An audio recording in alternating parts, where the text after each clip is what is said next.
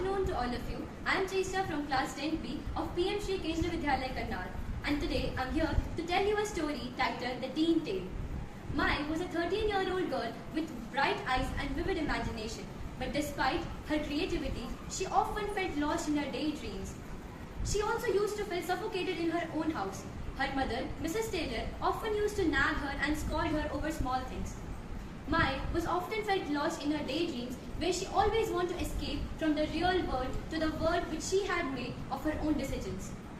Mai was in the living room doing her homework and her books were scattered around. She was biting her nails in the order to focus on her homework when her mother entered the room. Mai, stop biting your nails. How many times I have to tell you this? And look at the way you are sitting. Straighten your back, young lady. Mrs. Taylor's voice was strict. Mai suddenly shocked and then she straightened her back, ignoring what her mother said. Because she was in her own dreams where she imagined herself as a mermaid gliding through the deep green cold sea, feeling the corals and the ship around her body. Later in the afternoon, Mai was in her room, which her mother already asked her to clean, but she forgot that due to her daydreams. Her mother entered the room, gliding through the dust, and said, Mai, how many times I have to told you the same thing? Please clean your room. Is this a way? You need to be more responsible, dear. Mrs. Taylor's voice was sharp. Mai, ignoring that, just simply nodded as she was imagining herself as an orphan. She thought that it was better that I have been an orphan, that there was no one to scold me and to tell me what to do.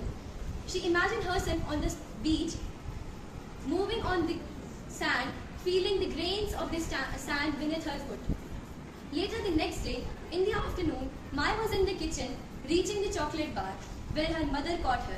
Mai, I have told you many times that more chocolate will give you pimple. Don't ignore me. Look at me. Look up when I'm talking to you. Mrs. Taylor was so angry on her. Mai was shocked and terrified listening to her mother. She quickly put the chocolate bar down and just simply went into the room after that. She imagined herself as Rapunzel, living in the tall tower when there was no one to tell her what to do and what to not. She enjoyed the solitude, reading books and enjoying the nature. Later in the evening, Mrs. Taylor was sitting with Mai and she was sitting so quiet, and Mrs. Taylor realized that maybe my scolding was too much for my daughter, that she had become so sad. She asked Mai, are you okay? Is everything okay? Did my scolding was a little too much to you? I didn't want people to think that I am being too harsh to you, my dear. Mai unknowingly looked at her mother and just put her head down again. Mrs. Taylor slightly put her head up and said, Mai, is everything okay? I'm just like your friend. Please tell me what happened. Mai whispered, Mom, sometimes I think that I can't even breathe.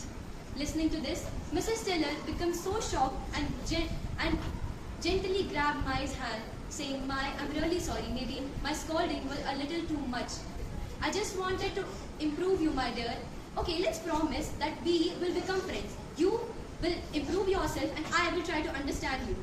Listening to this, Mai became so happy and hugged her mother, saying, this is all I wanted, Mom. Mai and her mother know that they love each other. But Mai, due to her daydreams, felt that her mother was continuously scolding her. This was not due to Mai's behavior, but due to her age. From that day, Mai also stopped her daydreamings and they both began to understand each other. Thank you.